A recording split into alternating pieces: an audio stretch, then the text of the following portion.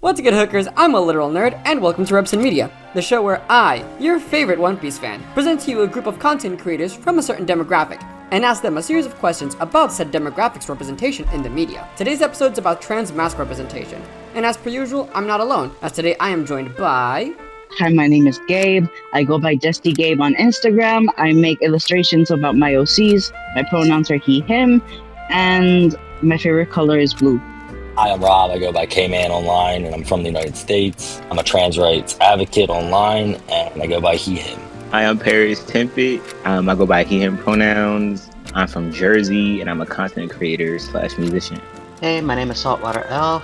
I go by SaltWaterElf on pretty much anywhere I go onto, mostly Twitch, TikTok, and sometimes YouTube. I'm from Canada, and my pronouns are he, him. With introductions out of the way, I'm going to be reading out the first question, which is, what can you say about the current state of Transmasc representation in the media?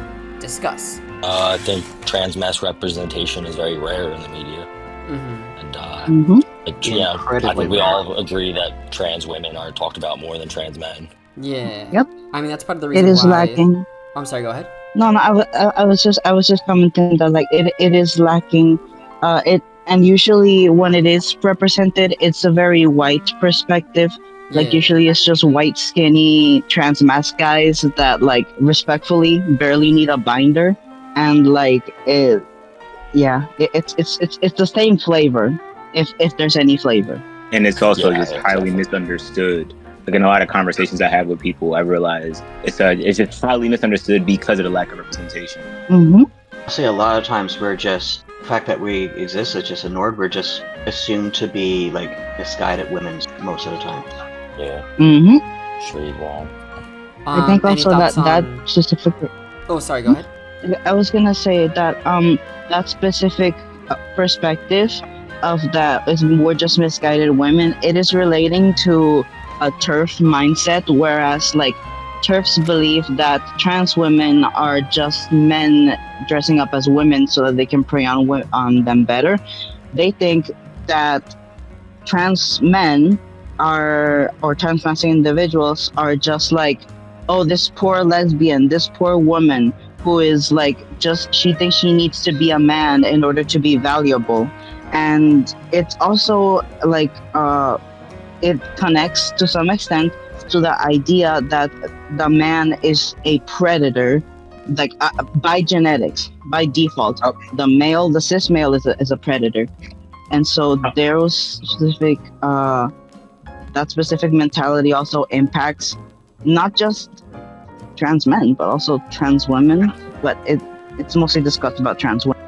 Yeah, I really do think though, like outside of just like what is assumed, I think all of this is just rooted from misunderstanding. Because I really in my mind, I live like a stealth life. So when I be talking to people and I hear their opinions of like the younger generation, of like how these, how they assume, we're a part of it, but the younger ones, even younger than us, like the ones in high school, the way that they see it, they are assuming, and I think it's just because of misunderstanding, they're just assuming that all of it is basically we're basically being taught how to be like masked and trained. All this is being like basically taught to us. But I think all that, like I said, it's all rooted from misunderstanding, which is why I think we've talked about this time. We can't, we're playing as if this is all new. But I think underneath it, by the time this is going to be out, there's already going to be a post that's saying like, this is basically re-recording how I basically lost the footage. That's fine though. But we can like really dig, because I think we can still dig deeper. Because now that once we talked about it, I really wanted to like zoomed out, and I'm like, why is there a lack of representation? I think it's not even because, we were talking about it, but like really like if we think of it, I think we got to talk about why is it so misunderstood.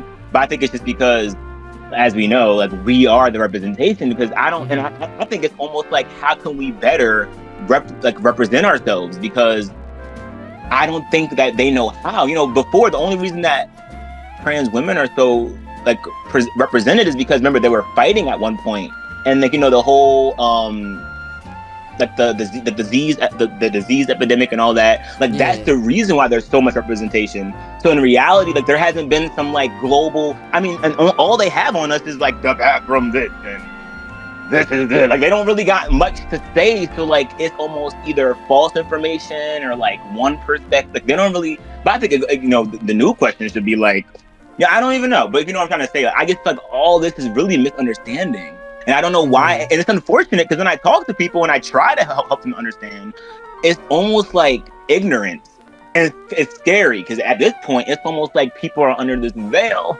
Oh, anyway, sorry. It's just this question really is deep when you think about it. I mean, I don't think the current state of like trans representation at all right now is like under attack in a way. Like, I feel like things have definitely been taken back in a couple like the past years, at least in the United States, to where you can't really like right now the current state I feel like is just unprecedented, you know? Yeah. Mm-hmm. I don't know if it's a misunderstanding, but I just think it's like rooted in hatred and prejudice. Well, I want to believe that, but I talk to individuals who even are in a way LGBT plus, and even their view on trans men is a bit ignorant. It's almost like but I think it's because like, you know, we're in a perspective that even though in our world it's like duh, but then to me, I have conversations with people who are my age. You would think, like, you know, from us, you would think they would understand, but it really is some type of, and it's like a gap, and it's interesting because even like look at Young and May. You saw this new video of Young and May, like how, you know, she basically views herself as a trans man in a relationship. Like, she doesn't say that way but when she describes, I mean, and I don't care what the fuck we don't care. But when they hear it, it's almost like, But when she talks about it, it's in its own box. It's like, it's interesting how we are so focused on definition that I think it ends up becoming misunderstanding because of so much. And that's why when we become trans, and we can talk about it, we're going to go into this. When we do transition, then people start to define what kind of trans we can be. Oh, you can't do this, you can't be. Because now they're misunderstanding even us flipping. Oh, wait a minute. You saying you're a man, so why are you dating a man? You're saying you're a man, so how are you bi? You're saying you're a man, but how you dress this way? So I think it's almost like, I don't know, I think it's a misunderstanding. I think it could be. It is 100% misunderstanding because honestly, like, even within our own transmasc community, there's a shit ton of misunderstanding even within our community. How so? Could you elaborate? Yeah. Everything from like how you're supposed to dress, like whether or not you're supposed to be passing or not, even about our different surgeries. There is so much hate and fear on surgeries for trans men. Like, it is just propaganda at this point. Yeah. Like, I've seen right-wing commentators, basically when they bring up surgeries, it's funny because they almost never talk about trans women surgeries. Well, they do talk about like bottom surgery, but for trans men specifically, it's really just like, oh, they get their breast cut off. Not just that, but for even like the misunderstandings with bottom surgery, other trans men repeat them. Even if like the data they're using is out of date, it's older than I am. Damn. Yeah, there's still like people are still like sharing anecdotes that are 40, 50, 60 years old that have not been true in my 40s. And like the surgery, even 40 years ago, the surgery was still better then than even other trans people and other trans men say that it is today. Like, wait, so what are you saying? Are you saying like, elaborate? I'm actually. Oh, everything from like complication rates to functionality to like whether or not it even looks real. Like people are always saying that it doesn't meet any criteria, but no, it's just fine. Yeah, there's some complication, but that's with every surgery. I like. Oh, sorry. Continue. No, I like where you're going with this. Continue. Personally, I've had all 3 stages. I'm complete in that unless I need to get something replaced, like any of my implants replaced. But there are some people who will have a harder time healing than others. My complication resolved itself in 2 weeks. It didn't even need medical intervention. Damn. So it's just like more like surgical complications then. No. But post-op complications, I mean. And I agree with you because when I got top surgery, when I got top surgery, when he showed me pictures, something in my gut was like, maybe you should do me. Like, do me and because based off of what I was seeing from him, you know, I'm like, I think you're going to be able to successfully do my body. I'm like, I've been working out. Like, it shouldn't be fucking rocket science. Because you got to realize the top surgery is just a mastectomy, which is literally what people, you know, breast cancer. It's a very common surgery, which people don't realize. They think it's some type of catastrophic, you know, ginormous. It's literally definitely that first stage is very common surgery. And, you know, how it, and you know, it's misunderstood because, you know, people will talk about it as if it's this deadly, you're gonna die, you're literally butchering your body, RIP. And I'm like, you know, and then for me, I was fine until like I was fine. I couldn't do too much, and I couldn't be lifting shit, doing juggling shit, and doing backflips. But like, it really was for every other surgery, though. No, exactly. It literally is. It just depends. I agree. Yeah. Like, I got my ears like pierced 2 weeks ago. I can't even like do many shoulder exercises because of like my ears. No, it literally depends on the person, and people don't ever think about that anymore. It's just, oh, it's a trans thing. It's a this thing. Like, it has to be. And they're all saying that you're going to lose all your sensation. You're going to lose, like, that you're never going to be able to use it for what you want. Not true. I'm going to stop you right there real quick, some people, because that actually does pertain to the next question that we have. I don't want to get too deep into this conversation before we move on to the next question, which is, what are some misconceptions you've seen about trans men in the media you've consumed? Now, we've mentioned the surgeries. Elaborate. Well, no, like, I think even to kind of dive deeper into why, I think it's almost because, like, it's unfortunate, but like, I think we've tapped on this before, like, the things that are trending, like, unfortunately, and we could, you know, dive deeper into it, but the things that are trending is the reason why we're, like, unfortunately misunderstood so well, because like my surgery, like, this is my day 3 of my this, you know, I have to go back. I have to travel back to LA to go fix my tube. I'm like, you know, we end up hearing the worst of the worst, and then they're the ones that are pushed out on the media. Especially, and if you look at the actual satisfaction complication rates, we have higher satisfaction rates than someone going through knee surgery. We have lower regret rates than someone going through a knee surgery. Damn. And chemo too. I did not notice. And also something that I did want to say that I think that pertains to both the previous and the current question is that a lot of the misconceptions, a lot of the lack of representation is really in relation to the lack of research and understanding of feminized bodies. Because like think about it, like how much of the it feels like every single year at least like 5 canon events of like 5 different things relating to quote unquote, like, well, not women's bodies, or like bodies of like people with a vagina, like some random bullshit comes up of like, oh, this hidden illness came from this hidden product that women or people with periods need to use every single month. And it's like, oh, okay, that's great. I've been using that every single day.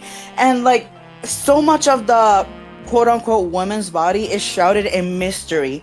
Like, just to give an example of what I'm talking about.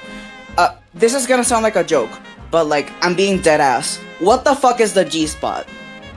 Like, what is it? We know what the prostate does. We know the anatomical functions and what it does. What the fuck is the G-spot? How does it? Where is it? What is it? What does it do? How does it relate to the anatomy? What does it do? That level of mystery is not, obviously, it's not everything, but it contributes to the severe lack of understanding of women's not women's bodies, but like the lack of representation of anything relating to the body of someone who has a vagina or a uterus. It has to do. It's part of the process, and it's a reason why so many of the arguments against procedures for transmasc individuals are, oh, but your boobs, but not your boobs. I think the kind of even better, well-round, even like, it's almost like what you're saying is unfortunately, the female gaze is the focus. So when the quote unquote female gaze is being altered, then that's when people kind of put their 2 cents into what they think the female body should be allowed to do. So, they'll hear, even as you're saying, people were so focused on me becoming a woman. That was why they were they didn't want me to transition so bad, because they were like, you need to become a woman. Like, that was, for some odd reason, the focus. So I don't know. So anyway, is that what you're kind of like tapping? Are you almost trying to say, like, because of female gaze and female focus and on the body and the female? I'm saying, and I'm not really saying quote unquote. I'm quoting female, not literally, but society, women's bodies, all that focus. Right. Something like that. But yes, it is relating to that, because I also see it like, just to bring like the testimonial, it's also the main argument that my own family used when I came out. Like, oh, but like you're gonna ruin your experience of being a woman, and I'm like, first of all, both of you to assume I want to bring kids into this current world. No, the only grandkids that I'm having are my old ass dog and my 3 fosters. That's it. My family line ends with my bloodline ends with me, bitch. But like, that's the first thing. I need that on a t-shirt. Yeah. My bloodline ends with me, motherfucker. Exactly. So it's like, but every single argument against what I want to do is like, oh, but you're such a pretty girl, you're so beautiful. I'm like, I don't care about that. I want a beard, and I want to be a big, fat, buff man and walk into a bar with a dress, okay? And now you're being a bear. Because what's interesting about this is, as I got older and I reflect back, I always go, because I look at pictures of myself and I go, it's interesting because now that I'm older, I can weirdly see what they saw, but it's interesting how we aren't so focused on the shell. And it's interesting how our shell character, our avatar, unfortunately, the shell is more important in the world. We're taught that the shell is more important, but when we know, it's really about the experience. And unfortunately, yes, the shell can make you have certain experiences. And I feel like people used to put fear in me. My mom would put fear in me, like, when you do this, you're not going to have this experience. I'm going to have the worst experiences because I'm choosing to live as a different person. Her not realizing I was living in my world. She wasn't in my world. She was only watching the shell. Not realizing that in my world, I was facing my own diversity, even with being a stud. So it's interesting how, it's the shell becomes the main focus of society, which is unfortunate, because then it's the shell, it's the body, it's in reality. When we should be allowed to do whatever we want with whatever we want. And that's why people are so afraid to transition and then get in touch with their femininity and masculinity. People, when I was growing out my hair, everyone's like, oh, he's going backwards. He's confused again. Oh God, he didn't change his name. He doesn't know who he wants to be. And I'm like, literally in my world, I was hitting a riff all of a sudden. It's just so interesting. It's just interesting how people, the shell becomes such the main, but we know that. But only, I think, when you're LGBT+, you get a taste of the veil breaking and being able to see how the world sees itself, how we're so focused on the weird things when it really is just about freedom. It's not even about being trans, it's about being, free. But only, unfortunately, we get to taste that understanding, And I think also something that relating to the misconception that of a lot of transmasc individuals is that relating to that of the shell, it a lot of people assume that, oh, you're a trans man, that means that you want to be a hyper masculine macho man, you want to transition into a bodybuilder, you want a protein max, and what? I look like I was laughing. Because you were just saying transition into a bodybuilder. That was funny. Like, I guess. Sorry. There's no way I'm turning into a bodybuilder. I look like Fat Thor. I'm gonna look at a Minecraft character. That's so real. A lot of stereotypes for men. Yeah. Because I think that for me, that's also, not only is that not my own goal, but like I like femininity stuff, female, like more feminine stuff. I like dresses, I like earrings, I like the color pink. God forbid a man wants to put some flowers in his hair. God forbid a man wants to look pretty, you know? But like all of a sudden, like if I like just wear some pretty earrings and some flowery stuff, and it's just like, oh, you're just a confused lesbian. Like, no, I'm a boy, but with flowers in his hair, and I want to look pretty. And so yeah, you're just a femboy. Yeah. There's nothing but wrong it's with that. interesting. Yeah. Because what's sad about this, even with this, like, what's sad is that if you were, let's say, like, blonde hair, blue eyes, 6 feet, and you decided to do this, it probably would be more accepted.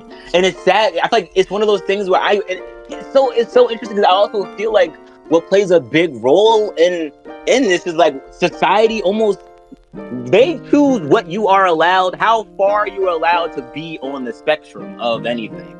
Like, it's kind of sad. Like, if you cut your hair, then maybe it'll be a little bit more acceptable. Or if you if you grew your beard out, then you can do all that extra stuff. It's like very interesting how, like, you know, you even just saying that, it's like, it sucks because it's just weird how you even have to explain that. Like, you know, it's just, you know, it's sad that that's even had to be an explanation when it's, to me, but if someone else were to do it, they'd probably be more accepted. Or if it was, I don't know, if they didn't know who you were, you know, if it was a stranger on the street, then would they say something? You know, how would they feel? If it was a famous, like, somebody, like some artist, then, you know, I don't know. I always wondered that, you know. Actually, I do have an example of how you are 100% right in all of that. Both between me and my husband. My husband has put flowers in his beard. My husband does, like, well, he likes the color purple, but, like, he's cool with the color pink. No one questions that. I am lucky I was able to grow a really thick beard, because if it wasn't for that, I would be getting all of the, you know, you're a lost lesbian despite the fact that sexual, but that's besides the point. Wasn't for my beard, I'd be getting all those comments too. Exactly. And isn't that interesting? Even me, like, there's certain outfits, when I was not passing well, there was certain outfits that I would try to wear and go, oh, you were really confused. But now that I'm transitioned and, you know, I've gotten certain, now I'm wearing the exact same outfit, and it's, oh my god, fit, oh my goodness. I'm like, My beard does a lot of heavy lifting. My beard does so much heavy lifting. Hold up real quick. Rob, you were gonna say something? I was just saying, like, I was agreeing with the beard. Like, the beard really, I feel like, helps trans men who, like, are able to grow a lot of facial hair. I feel like it really, at least affirms me a little bit and helps in society. So, there's that. Yeah. I'm still getting that. Like, but I thought that, like, I wasn't gonna get much of a beard. But I feel like even then, it's also how people decide to perceive you.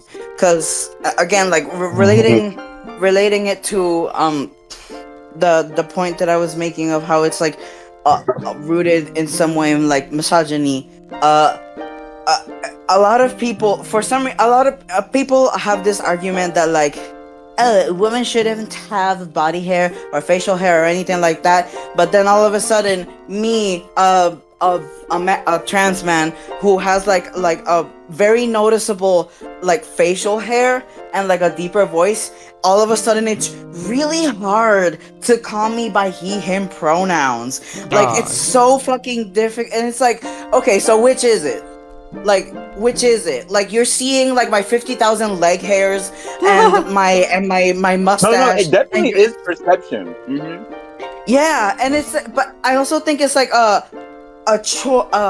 also think, like, there has to be a point where it's like a choice. Because I think it goes back to the ignorance, because as soon, right before they know I'm trans, if I tell someone I'm trans, all of a sudden they skip it over.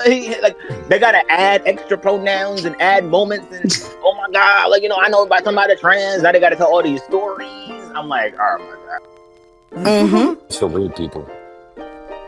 No, I think they overthink. I'm learning not to see it as even judgment anymore. I really think it's because you gotta realize we are a phenomenon. I know, to us we're not, But we're not on their For You page because that's not in their algorithm of life, which is so sad. You know, we live in a world where everyone's online. My dad has never heard of me. My dad is in his 70s. He's never heard of somebody that's trans. So I had to realize, I think my dad, okay, let me not even say that because this is online. But anyway, back to me. I was a phenomenon telling my dad this. I had to literally ease my way into telling him, not to tell him bisexual for slowly, because he understands trans women, because remember, there's so much history on that. There's so many fights that they were fighting, but trans men were like stories that really, like, you know, back then we weren't on T. So, you know, it was really just to us, we knew, oh, he just wasn't on T. To them, oh, she's a lesbian, you know. So I'm saying it really isn't even them being rude or choosing. It really is, oh my God, a trans person. Oh shoot. Act normal. Don't normal. Because that's really what they're doing. I've literally watched people judge me, then have a crush on me, that are obsessed with me, and because now oh my God, you're trans. I need that. And I'm like, whoa. It really, I don't know. All right, I'm gonna stop you right there for that. That conversation was getting a little too heated. It's definitely a more emotionally charged subject in general, though, because we don't get a lot of like screen time or anything. So when we do, we tend to go overboard. Yeah. Well, I don't know. I would be more characterized about it. For myself, at least, I feel like I need to jam everything into the situation or like the conversation all at once, because we don't get the time, we don't get the attention, we don't get the anything to be able to speak about this stuff. So when we do, we're trying to jam as much of it we can into it. I have my YouTube channel, but to me, I don't really talk about this often. So, not often with other LGBT plus individuals who are as in the experience, if that makes any sense. So it's almost like a matter of like storytelling rather than Real quick, I gotta move on to the next question. Did you ever see any Transmasc characters in the shows you watched growing up? In my case, I didn't really, but I grew up in a more like Christian setting, so like Puerto Rico's a lot more conservative. It was, yeah, unless you count like VeggieTales or something like that. Who was trans in VeggieTales? I mean, listen. I'm just saying that there was a lot of cross-dressing in that show. Which, listen. I guess Disney was my first with that, cause like my first Transmasc character was Raven from That's So Raven. When she dressed up as that store manager to catch the racist lady. Damn.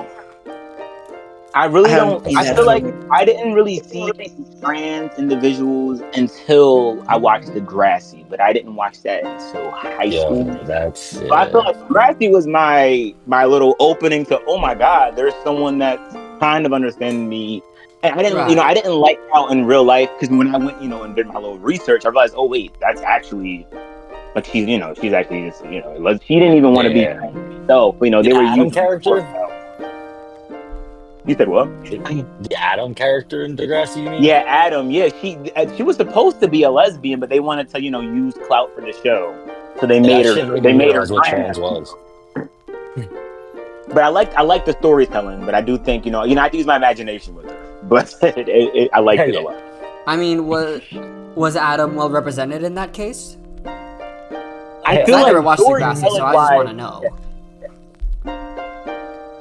I don't think fully, maybe halfway, good. I feel like if it was a trans person that played it, then it would have been probably a lot better. Right. Because you could tell, it was almost like looking from another point of view when you watch the character. It was also just about the transition, so it's not like you knew them as a actual character. Exactly. I feel like I was just always watching their transition and wanting to do that.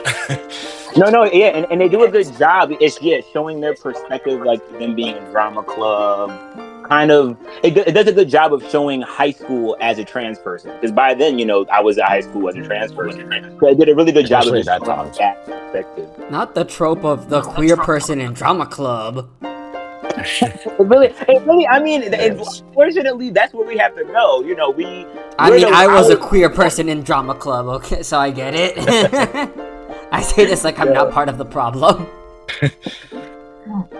So I like this show a lot. In that case, to jump off that, what do you think would be a good way to handle a character's in their transition throughout the story? Like they start off as someone that identifies as a woman, and then going at the end of it becoming a trans man. Like how do you think that would go? Do you think it'd be better to hire a trans actor in that case? Well, now that I'm even bringing back up Degrassi and realizing that they were literally playing a high schooler, and I don't know. Looking back, I'm like, what more could they have done? I didn't. Even looking back, I wasn't able to go on T myself, and they were on that same journey. Of course, they killed him. But no, he did. His mythical character ain't here to tell the tale. But it's interesting because I think looking back, I actually weirdly think that they did a good job with introducing, the kind of general idea of that experience. How we're kind of in the back, if you were able to catch it, you're able to catch it. But I don't know. I think it's almost like, maintaining that, like making sure that you kind of keep it to a story, like Law and Order, like making sure that it kind of does touch on the actualization of someone's life. But unfortunately, that would mean, being very specific, but I guess so, yeah. I guess that's kind of the problem with such a complex issue. Yeah, you literally, it just matters on who's telling us, whose story are you telling? Because in that, Degrassi was telling Adam's story. I don't know who Adam's supposed to be in real life, but could have been a real person, could have been who they made up. But I guess making sure you kind of keep it realistic. Right. Okay. I do have to add to that it depends, because what's realistic to it can be the trans experience as a whole. This isn't just for Transmasc individuals, but also counts for trans femmes. Transmasc femme individuals. What's realistic to us might not necessarily of course there's general things that are shared, but it varies so greatly by culture, because femininity to me in Puerto Rico, or masculinity in Puerto Rico where I live, is not the same as femininity or masculinity in the United States. Yeah. It's not the same. But I think that would go into. But that would go into any, because when you would say that, then you have to think about any story that's being told on anything, like any movie you watch. It has to just, that character is that story. So I think in whatever movie it is, let's say for Degrassi, Adam was whoever that they were representing. So I think that's what I'm saying. Because what does realistic really mean then? Because if I'm making a movie about a family blank blank blank, and I choose the family to be not maybe black, because I'm black. So if I make the characters be white, I would hopefully get some white characters, and I mean, of course, that would be my question then. Who if I'm writing the story, who am I writing about? Am I because that goes into any kind of story writing, making sure that as a director, or a storyteller, that once I'm putting the story out for the world to see, who am I? That goes deep into casting. And that's what that quote unquote realistic. You have to kind of say realistic, because and anything outside of even being trans, with anything that's being represented, it has to be from that person's, with that demographic's POV. Because they can choose me as a trans person. They can get a bunch of us to come, because even us in this group, we are, despite our similarities, we are completely different people. So if they put a movie out and they say, hey, we're going to have this person be trans, I don't know. I just feel like we, unfortunately, each of us represent all of us, in my mind. Because that's with anything, That's a beautiful statement. I like that. Yeah. Saltwater, you've been a little quiet for this one. Do you have any thoughts to add? So I didn't really grow up with a lot of representation in general, let alone Transmasc. Partially because I lived in Canada a long time. I'm older, so a lot of that stuff didn't exist back then. Right. It's not like stuff didn't exist, because no, but it just wasn't shown on TV. And if it was, it just wasn't that often. Yeah, it wasn't that often, because you could go back and watch some old shows from back then, and Gil Kessler and Golden Girl. That was technically, I was a kid for that. I didn't watch that episode until I was an adult. Mm-hmm. So he's just, a lot of shows don't do like his type of character where he's already an adult, he's already transitioned. Yeah. A lot of shows, especially recently, are focusing on really early transition and teenager. Mm-hmm. Really young adult. Yeah. And yeah, we kind of need more variety in our representation. Just more variety in general.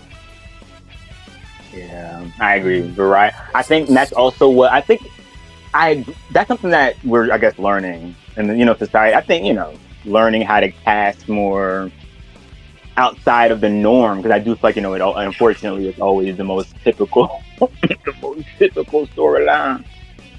Yeah. Yeah, because they portrayed Gil Kessler as just another ordinary dude who happens to be who's a politician who, at the very end of the episode, happens to be trans.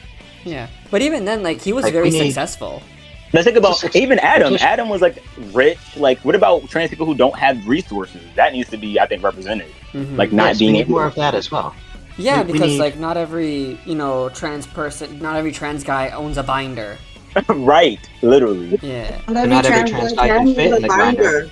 Oh, come on now. I know. Yeah. I'm saying even fit in a binder because before I had my top surgery, binders barely fit. You were part of the big old titty club? Yeah. Yeah. Oversized. Let's put it this way. Before and after top surgery, I lost 20 pounds. Oh, damn. Oh, God. And you could knock someone out with those. I'm not generally that heavy, because as of right now, I'm overweight at 170 pounds, and I was 130 pounds when I had. Oh. Damn. So not everyone, even if they're a skinny trans man, not everyone can find her comfortably, or even safely. Damn. Yeah, not safely. Yeah.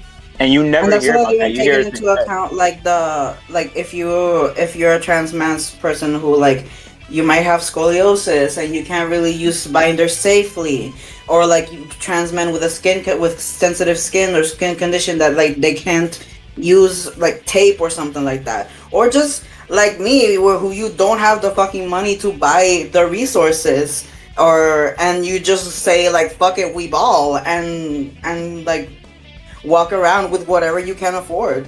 It's whatever. It's not of course, and of course, this is yeah, it varies. It varies. He got frustrated with this. I got confused. I forgot where I was going. Oh, I thought you got frustrated. I thought you were reliving your past good extent. I was like, holy shit. It got personal. No. Thankfully, that's not one of my worst traumas, so we're good. No, I literally had to order my binder, and I had to literally make sure, because I would read the description and said 14, that was 14 days was the max. And I'm praying to the Lord God, hopefully it's delivered on this date of this time, on this specific moment. And thank God it was. My dad was off. Because, doing that shit behind everyone's back and kind of that's not really, there's so many, that's such a good, and I don't know. That's what I want to see on TV, though, is more, something real, because that's real, though. It's not a walk in the park. It's not you go out and then everyone just assumes you're a guy. Everyone's literally in Degrassi, and no one thought Adam, everyone was shocked. No one could tell. And that was not my reality. In my reality, I had to go by a whole different name to get people to understand what being trans meant, Right. So I think, I definitely agree. There's so many, they need to get outside those boxes, because it's, they'll make us believe that it's easy. And then when we go into the world, then we got to go through the whiplash. Mm-hmm. It took years before I even started passing. I started transitioning in my 30s. I was lucky enough I had my own money and shit to spend. I spent way too much money on binders that didn't work because, body shape. But also, it couldn't grow a decent beard for 5, 6, 7 years, somewhere around there. And saying I kind of passed as a 13-year-old kid 3 years in. That's crazy. Not even as my own age. It takes years. Everyone thinks that, this is a thing even in the trans community. Everyone thinks that for us trans men and trans masks, we just pass the second we have our first testosterone shot. It's not work that way. Mm-hmm. It takes years. There are some lucky people out there who might take less than a year. Those are like 0.1% of the population. Those guys are the lucky rare ones. I feel like it's also harder when you're older, like, and to transition socially, other than being like a teen or like 20s and whatnot. because I also think like, unfortunately, paperwork. society will make us believe that we're not passing, and we could be passing that whole time, but because of everyone being used to us or where we're, Mm-hmm. Oh no, objectively I was not. Like I can 100% be like it was bad for a few years. Damn. Yeah, no, I remember going on lunch break at work for getting my lunch going to like McDonald's, and this old guy thought I was a 13-year-old kid. So yeah, and like never met him before in my life. So like objectively, this is what it actually was. well, a 13-year-old fifth kid. Saltwater in, catch a predator. No, because I've been there. Like, it took He legitimately questioned why I wasn't in school. listen. I got grilled Hey, to show but him my ID to prove that I wasn't can't skipping see, school.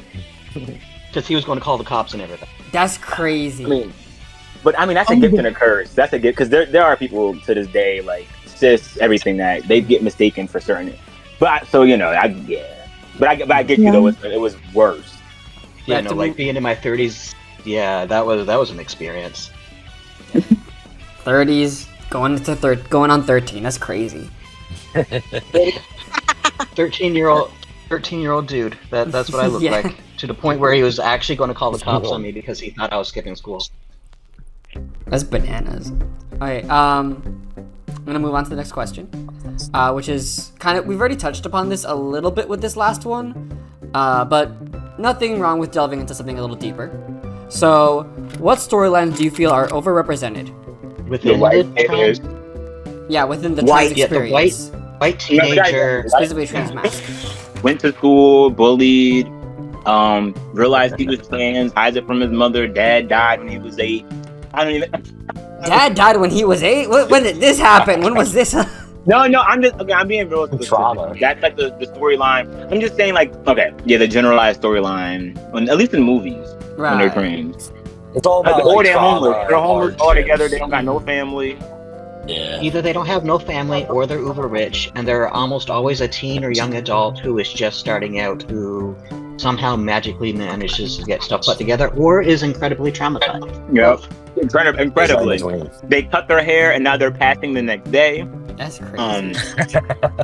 No, think about it. They get a haircut, boom. See him, like, Everything is outside. definitely like hyped up and like very fast in the media. Like when in movies and TV shows, they definitely just jump right into it. Yeah.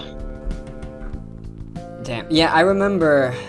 I didn't watch this show, but I remember someone talking about this, that there was a trans character in The Chilling Adventures of Sabrina, where initially they wanted the character to transition and then just have him go by he, him pronouns and a new name immediately, and everyone was going to respect it and whatever.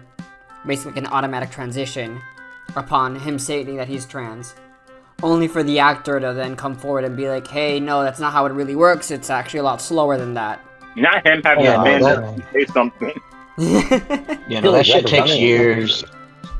It takes a while. It really does. And I mean, you guys were literally just saying that. Fucking mentally. Saltwater just said that he passed as a 13-year-old boy when he was 30. Not to mention how long it takes, like, for you to, like, find what kind of guy or person you want to be in the world. Like, because to me, it's like hitting puberty twice. So now, Well, it is though, because we are going through a second puberty. yeah, you're growing again. You gotta really figure out what kind of fit looks good on this person, what kind of hair, and then you're growing a beard slowly, but because I get that slowly but surely. Mm-hmm. So you over here basically trying to hide the fact that you're 20-something, but like low-key hitting puberty on the low, trying to man. And you're also dealing with fat redistribution, so clothes are going to fit you differently at the beginning of the year versus the end of That the year. is right, because Literally, estrogen causes you to, gain more fat in the breast area. So now this shirt skin tight. Your hips. Your hips as Oh, well. right. Hip gone. Now the pants big as hell. I don't have a very good ass anymore, but I have a gut. On the bright side, that's what though, you get. on the bright side, you could go to one of those weight loss commercials and be like, I lost this much weight on Ozempic or whatever. Yeah, right. Ozempic. No, I would be the opposite. I went to my gut. Damn. Gabe, you were saying? The before. No, I was just gonna joke that is this the jobs that they say that trans people are stealing from the good hardworking cis folk? I guess so. Just like- shit. First it was the Mexicans stealing the jobs, now it's the trans guys. Yeah. I had a fat ass. I got a fat ass by being on Ozempic, and it's just like, okay, well, just like uses the before and after picture of like before the fat ass picture is before I started tea, and then the badass is the after I started tea. That's crazy. I still haven't gotten that far. Damn, Gabe just confirmed that not only was he part of the Big Titty Club, but that he has a dumpy. That's crazy. That's what? No. Unfortunately, surgery has still not happened. So yeah, Felt. sad. It seems to me. But the good. Oh, sorry. Go ahead. Yeah. No, I was just gonna joke that like, well, that means that I can still use the woman card if I ever need to get something. Dog, that's if I ever want a free drink at a bar, I'm just like, hey. I'm too far gone for that. Yeah. But yeah, that was it. No, you're good. It seems to me that a lot of what our trans storylines for Transmasc characters seem to just be making the character and their storyline all about being trans rather than a character who happens to be trans. I No, don't think are you it's like the asking or actual life struggles or anything. Like it's just about transitioning and all that. And I hard think crap early that we have to transition. go through. And I think even Always as an early transition, not mid or late transition. Yeah. Yeah. that's actually a good. Even I don't know if you asked that before. I like that because it almost makes me think about how even in our own lives, I feel like because when people ask me about what age did you know, what time, and in my world, outside of me being trans, like to me, I've always on the side just been myself, and I'm putting words to it. So it's almost like our experience is like a lifetime to tell. It's not like it literally is on the side of everything else. Like it's literally walking alongside all the other things I am. I also happen to be this that went through this, and then I also is trans, and all people do unfortunately see when they look at our characters is trans. So then when they put us in a movie, the whole thing is us being trans. So it's like, damn. I don't know if that goes back to us zooming out. Like, should we even be in movies? At this point, because then should we? I mean, yes, we should. We should. In reality, like we should be acting and stuff like that. But unless me being trans got something to help with the film, should we even be in films? Like, I mean, yes, we need more representation, but shouldn't we be the ones doing it? I don't know. That gets mixed in, girl. No, 100%. I feel like we just had a trans actor. Sorry, go ahead, Rob. I was gonna say, like, I agree with that. I feel like it would just be better for them to have like a trans actor play a trans character, but you don't even have to like kind of bring up that they're trans. Or just ask trans people to like help out with the writing for this character. Yeah. Trans can be literally just a side afterthought of the character. Like it's not a big part of the story. They just happen to be. It doesn't need to be shoehorned into everything. Unless I actually have an example of this. Like it's a controversial one right now, but and I don't know if anyone here is a fan of this specific show. I apologize for the spoilers, but there's this indie show called The Amazing Digital Circus. Oh yeah. It's not Transmasc representation, but it is trans femme representation. The creator is a trans woman, and one of the characters, Jacked, I fucking hate that guy, but Jacked is technically semi-confirmed to be, to some extent, trans femme, and this was pretty much confirmed in the ending, and that's all I'm gonna say, but it's not shoehorned in. It just is part of. Okay, you're gonna have to tell me about the lore. Because I saw the whole series, and I even went to the movie theater to see the last episode. So you're gonna have to explain this to me on the, after this is over. Yeah, es que también it has to do with the fact that the creator, she specifically said that Jax is her self-insert. and she relates. Yeah, so she relates to Jax the most, and there is a specific scene like Again, like I'm comparing it to another semi-recent movie, which again not Transmasc representation, but trans femme, and again semi-spoilers if you haven't watched it. But I saw the TV Glow. It is it's a movie. Damn. Yeah, just no, I like that. No, I like that movie a lot. I did like it. And I like it's amazing, but the horrible mistake of watching it at 12 a.m. on a work night. And I had an intense breakdown at like 1 a.m. and then like you brought that on yourself at that point.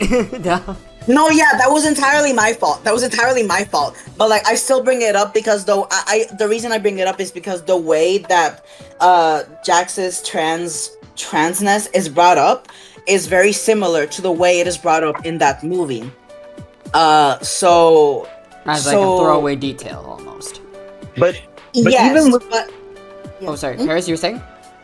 Now, I was just saying, even with like how you're explaining these characters, I think that is when we should be brought in.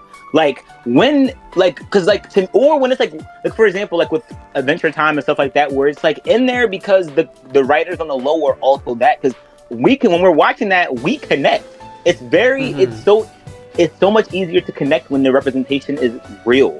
Because like, at that point, now you can tell when instead when you want to just get clout for it and you're writing the story just to kind of help get more views, because now it's very generic. It's not like, oh my god, like it's nothing personal, so it don't even feel personal when you're watching it. It just feels like, oh okay, like oh okay, yeah. I'm just like, there's a difference. There really is. And I do agree that that's the way that should be brought up, because like I'm a writer in theory, but not in practice. And I do have stories of a lot of my characters. Most of them are queer and also trans in some way. And like it is a big part of their story, their transness and their queerness, because it's not fair to also to what some people say, that like, oh, just write it as if they were regular people. It doesn't really matter if they're queer. Like, no, I agree, but I also think that unfortunately the society in which we live, like, queerness is important, and that explicitness can be, if done correctly, it is useful. But I also think that to just assume that, oh well, of course, like we can be like the trailblazers. I don't know if this is the correct term for it, but like the people who started and such. We can just like, and it just so happen write a character that just so happens to be queer or trans, but I think that in this current time and in the society in which we live now currently, regardless of where you live, I think it is unrealistic to bring the argument that, oh, it shouldn't be mentioned that they're queer. Maybe depends on what you're writing, but I think that it needs to be a part of the story. Is what I'm trying to bring up. It can't just be removed. Well, no, well, I do think. Well, I think that goes back into like when you write, like you just it has to be with intention. Like then that would mean that they're bringing it up because it's a part of the story, rather than like in Degrassi. Even though I don't know, I think hopefully an LGBT plus person wrote behind that, because it was very it was 50-50. Very generic, but very personal, and in moments. But I feel like that goes into whenever you put anything out, hopefully with intention. Because I think you got to bring it up. You have to bring it up. That's the representation. But when who's doing it, that to me, the who is very important. Right. Yeah. I think we're struggling. I think we're actually like running into a volume issue or like a quantity issue. I think we need the above types of representation. We like the ones that are in your face. We need the ones that are a bit more quiet. We need the whole variety. We just don't have that many outlets that we are having to pick and choose. But that goes back into we have to be the ones, that's why we have Pride, month, why we have shows where it is all LGBT plus writers, because we need to be the representation. Because we're expecting the white people to do it. We're expecting the straight people to do it. We're expecting the people who literally do not know us to do it. And they're doing it from a blurred ass perspective, a very generic, or let me rephrase it. They're picking us, but from the person that they're picking to be us is the most not is the worst person ever. That's not who I am. I didn't have the funds to do. So it really goes into if we're going to allow them to show us, because they have the money, they have the power. If we're going to let them do it, at least be like, that's why Euphoria was too much.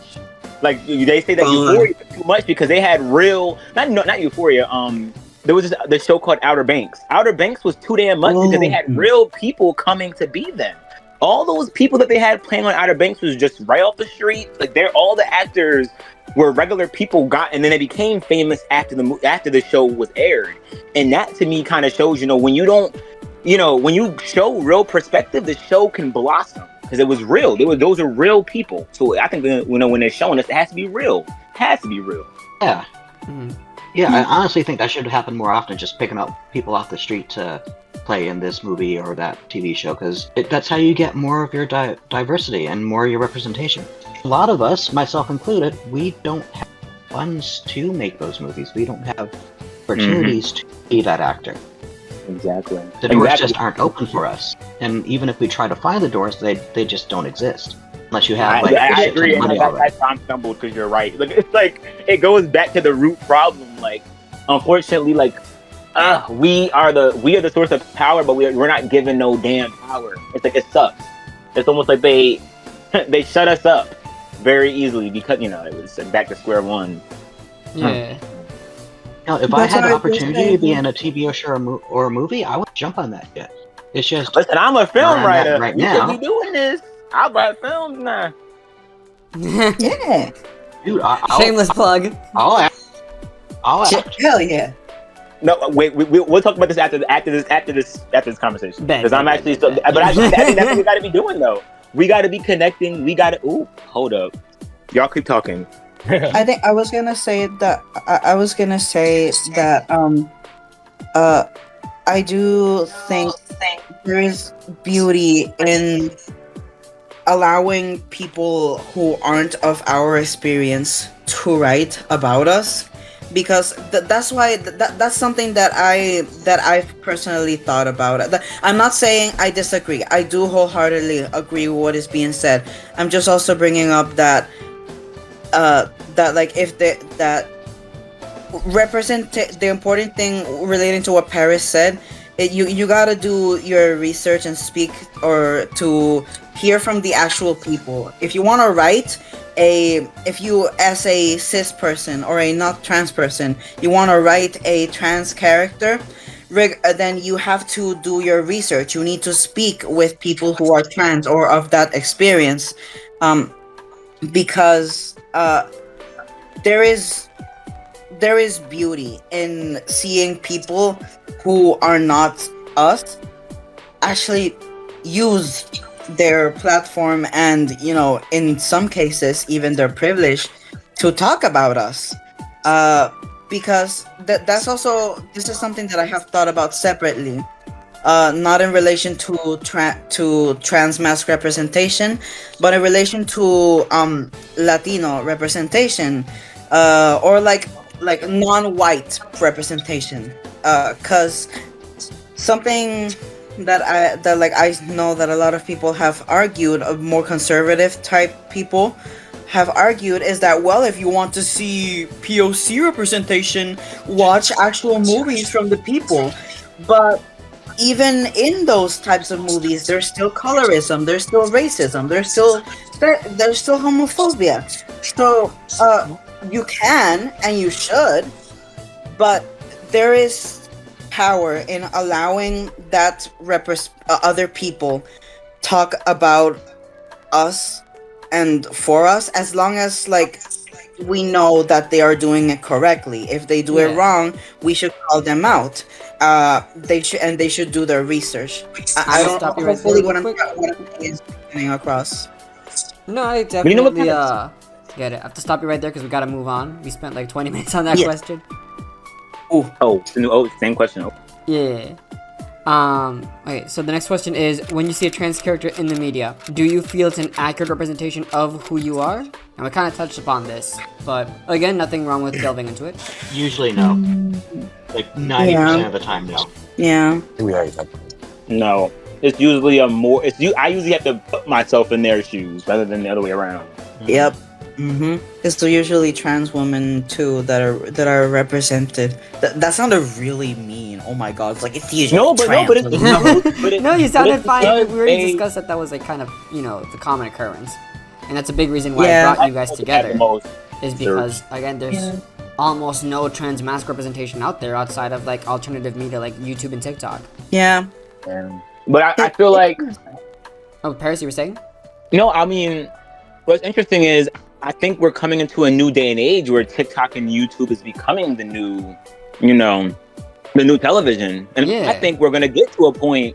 Because even when I talk, I work with kids, and they're way more aware of the LGBT plus community than we ever were. When I tell you, it's almost scary how much they know now, and it's because they're growing up where Steven Universe is a show from back then. Their version of back then. It's Damn. like, who knew? You gotta realize to us it's new things, it's new, but to them this is old news. Time isn't the same for them. It's scary to say that. Like literally, they're literally on a different time. Like, and I know literally by age, but quite literally by like how they see time is weird and sad. But it's also like I think that we may think we're not getting enough representation because we were raised not to. But it's almost in this weird morphed way where because these younger generation are so chronically online, they're actually getting enough dosage of us. They actually are, to me, like, if y'all, I don't know if y'all, I don't really be on TikTok anymore because I'm trying to become more of a content creator. But the last time I was on it, that's why I knew I had to take a break. There was this fight between these couples, this couple named JC and like Derek.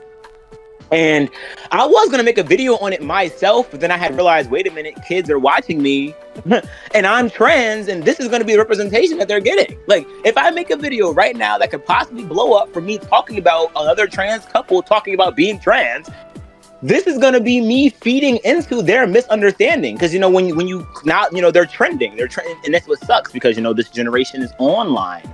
So they are, we are being represented by individuals now. But the people that are unfortunately blowing up on these platforms are abusing it. That's how I see it. So, we can't even, but we can go back to media, though. We're on media focus. But I just realized that all kind of ties into YouTube, TikTok, media, all of it, Yeah. I mean, alternative media definitely has an effect on, mainstream media for sure. Definitely. Mm-hmm. A lot of the more recent directors, they come from YouTube or like fucking Smiling Friends, bro. That dude is a YouTuber. The creator is a YouTuber.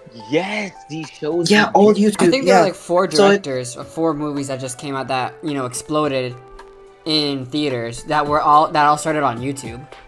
Like it was Backrooms, Obsession, and this is what I'm scared of. and I forgot what else. Little Backrooms. Yeah, I gotta pop that movie, bro. Wait, no, sorry. I got shit. Fuck. No. Monetizable version. I gotta watch that movie, bro. But wait, so this means though that the representation that is being shown is from one perspective. Like if it's from like a YouTube channel, like the Smiling Friends is a great example. Like a lot of these shows, and that's what sucks because kids don't know the difference between sarcasm and we do because we were raised on Family Guy and all this stuff. Right. But these kids, they're watching trans people be slandered and they're watching people be very general about them and they can't tell the difference. When we were kids, we had Adult Swim. We knew that at 8 p.m., whatever's on TV now ain't real. This is a parody. Like we had words for it, whereas now you can't tell if this is the original video, this is an AI copy. We're in a weird time where no, for real, but the representation, it be like morphed, and this is what the kids are being, they think they know so much because I think we're all agreeing on, we're not being represented properly because we're allowing a channel from YouTube to represent the majority. And it's scary because now we're letting couples represent the majority. I don't know. It's just, I don't know. We're in a really weird time. Couples definitely are more like followed and stuff. I feel like on social media and get more kind of like buzz. Doesn't really help. A lot of people get like really into couple drama. Something that is also used to a very very niche way to see representation that I personally have seen represent not just Transmasc experiences, but also just like really specific things that women go through as well. This is gonna sound kind of cringe, but like Reddit stories, I've seen like the have the thoughts of however you want of how like Reddit stories and reading out stuff that other people post. It was through a Reddit story that I found out that when some trans men and trans individuals, when they fully transition, they try to force a new life. They try to start a new life. Like, okay, well now I have all the parts. I have the beard. I have the hair. I have the voice. I'm gonna break up with my wife and abandon my kids and already. yeah, it's something that I learned about through a Reddit story, and it's like, wait, that I kind of get that, because like when you spend all your life, even if someone stood by you through all of your transition, saw you and grew up with you one way, and they still like stood by you, changed how they referred to you and whatnot, they still know the prior you, if that makes sense. Like they knew you before transitioning, and so there's this desire to just want to start anew that is also something that isn't really talked about in trans media in general. Actually, I'm not gonna lie to you, when you were first talking about it, I was like, but I'm not gonna lie to you, I do know some people in my real life that have transitioned with this perspective that this is a new life. And I'm like, no, guys, this is literally a continuation of yesterday. Like, I'm not a new... Like, when you... Yeah. I actually, like, I know, and it's actually... You're right. Like, some people literally do this thinking that they're going to live a new life. And I'm like, if anything, not only will you be living your life, but you're going to be living two lives now, because you're going to have to explain yourself and accept yourself and love yourself and tell people it's going to be a lot of lives with the one already you're living. So that's very good point you brought up. Yeah, and it used to be a lot more common. It used to be a lot more common back in the day. It's a little bit less nowadays, I've noticed. But it used to be like that was the default. You had to do it, if not, your safety was in jeopardy. Nowadays, not so much. Like myself, same deal. I see it as a holy crap, I can't speak. A continuation of my life. Like I'm still with my husband. He went through the entire thing with me. We got married in our 20s. I'm not leaving him anytime soon because I am not a new person. It's just putting more layers. Think like Shrek, like with everyone has layers with the onion. Yep. Literally. And to me, it's like hitting puberty. To me, it's like when you hit puberty, you're literal. Like, yes, there's a pubescent me and there's a me. Like, and it's the same thing. Like, I'm technically a new person. Like, I'm living a new life that's given with aging. I'm not gonna be the same person at 50 that I'm at 40, the same person at 60. We're always like an onion. Like, I agree. Like, literally, we're always adding levels to our lives. Like, I think which is interesting, because I think that's something that I think I agree it's not as common, because I don't, as you talked about it, I'm like, but I do know people. Unfortunately, there are people out there that are seeing it that way. They think when I even in an innocent way, like when I transition, everything's going to change, and I'm like, actually, you're opening a new door to a new state of problems. That you're going to have to accept and live with. It's not going to change. It's only going to just subtract and add on. It's almost like you're swapping. But it's not going to change anything. You're literally just doing a fucking tango dance with yourself the whole damn time. Which is, I'm still me. I just got different. Like, I'm more comfortable now, but I'm still me. I'm still me. Yeah, but then we all got to realize, in reality, what all we are is us inside of me is inside of the avatar. But everyone's so focused on the avatar that the word me becomes scary. Like, who am I? Am I this? And because now we have to define the avatar better. And Lord, like, we're not ever able to, because like who are we really when we go home and we take off all the people who have to bind, take off the binder, take everything off. Who are you then? Like, who are, like, I just always wonder that, who is really, but that's another conversation, another day.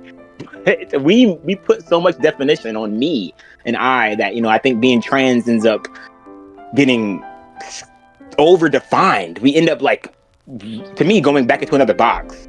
Right. Does anyone have any closing thoughts before we move on to the next question?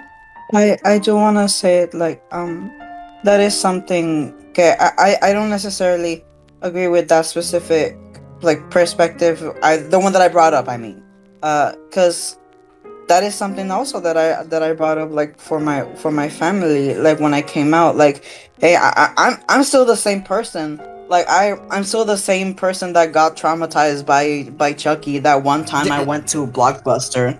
Like, it's still me. It's still me. I'm just, like, I'm just gonna have like a weird beard now. And me, I'm decorating the avatar. Exactly. Character customization. I'm just adding a little accessories, like, dang. Exactly. I just, and I have a septum now, so, like, I don't know, man. I don't know. It's the same me. It's the same me. So yeah. So next question is, what aspects of the trans experience do you believe are missing in the media? Most of them.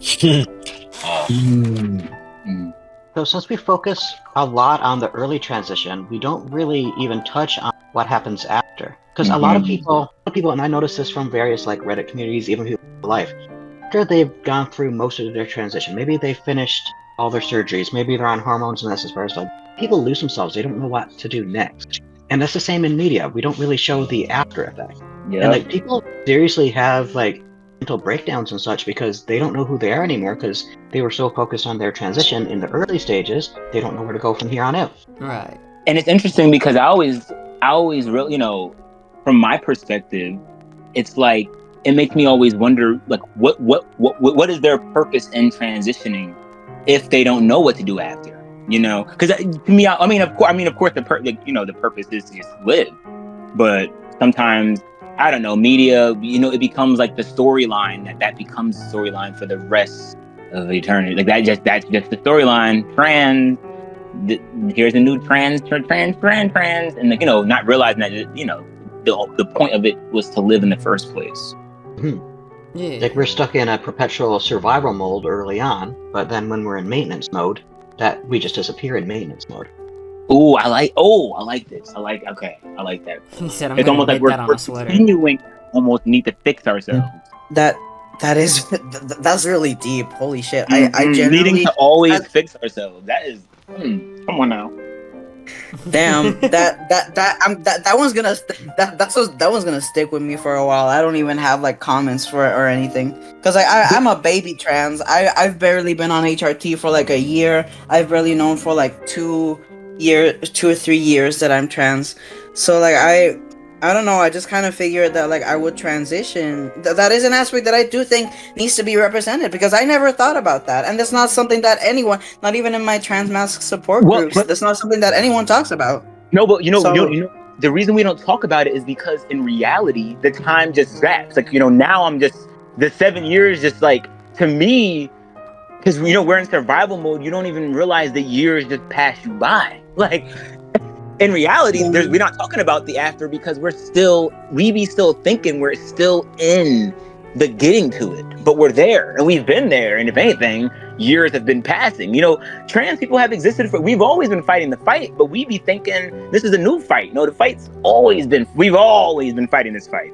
We have to just learn how to fight it while living, because in reality, life will always feel new if you don't just learn that this is a part of me. Anyways, and next scene, and next. Yeah. Rob, you've been a little quiet. Do you have any thoughts? I agree with what they're saying. I mean, it's getting deep. The media should just kind of show the trans community and transmasc community enough respect to show us living our normal lives or the lives after. Also, then just us showing us transitioning. So, I think. Yeah. I don't think it's a lot to ask for either. It isn't. It really isn't. To represent us as regular people sometimes. Without being a phenomenon. Because when you're a phenomenon, then every day is an explanation. Yeah, when in reality, you don't really have to explain yourself to anybody. You can just be trans. Exactly. I shouldn't have to go into a fucking IHOP and just be like, hey, can I get a table for two? By the way, I'm trans. Right. That's okay. What's the waiter gonna do then? Hopefully a discount. But that's why I do think, I'm not trying to say that we should stick to our communities, but I think this all kind of goes back into if you know, you know. If you're on, if you're, even with influencers, a lot of them, I think if you scroll down far enough, you get the little explanation video. But unfortunately, if you didn't see that video, you're new here. You better find out. You better find a way. Because there was this artist named Cave Town. I think I brought him up before, but he did a very good job with, we all knew because a long time ago he been came out. His songs been told he was trans. But if you wasn't a part of the train way before, you had to just, hopefully. And now these past few years, he's been showing the flag now. Those things where if you know, you know. And I think that's a very beautiful way of showing us. It's if you you don't, even with the show you brought up earlier, the one where the lore is, oh my god, they're trans. If you do your research, then you'll know the lore. And if you don't do your research, then you'll never be a part of the train. And I think I like that kind of that freedom. That is a cool freedom, yeah. Or even just to give people the space of interpretation or something, something of the sort. Exactly. I love that. I love even the whole time they're not even trans, but just the connection, the storyline, just the vibes of it was just enough to feel connected. I'm actually, hold on. I'm trying to figure out how to word this. Okay, so as someone who has been in maintenance mode for quite a few years now, and being on TikTok and that, my TikTok's not I don't focus on being trans, but it is I have it in my tags and everything. Right. Also thinking in movies am I supposed to, for people who don't do the research, I'll talk about it if it comes up, but it doesn't always come up every stream or every video. How do I work that in really, other than my tags? No, but honestly, struggling to figure that out. No, and this is something I was realizing myself. You got to just do it when you feel like it. That's the lore. The lore is being able to control. The people that were there before, we already know. But the new people, 10 streams later, after they didn't fell in love with just the stream without even knowing this. Oh my god! And this, to me, the not having to always be trans every day is the fun of living. I don't have to always tell my story, and sometimes I should. Pride Month, for me, I wanted to have Pride Month where I post more trans stuff because this is my pride. But, after Pride Month, I'm going to go back to my music and back to my vibes because if you know, you know. And sometimes I might do it and sometimes I won't. That's the beauty of this is our life, Yeah, because that's kind of how I live my life even outside of, streaming and everything. It's, if it comes up, I am not going to lie about it.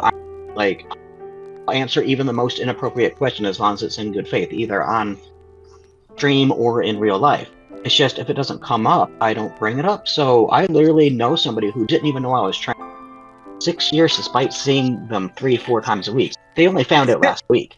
Oh, that's how I hate to say it. If it don't come up, what's the point? Because it's in my, and I feel like if they're LGBT plus, then ironically I will bring it up because oh wait, me too. But outside of it, it's I had a band, and I didn't tell my band. My band found out from going on social media and realizing, oh, his following is like LGBT plus.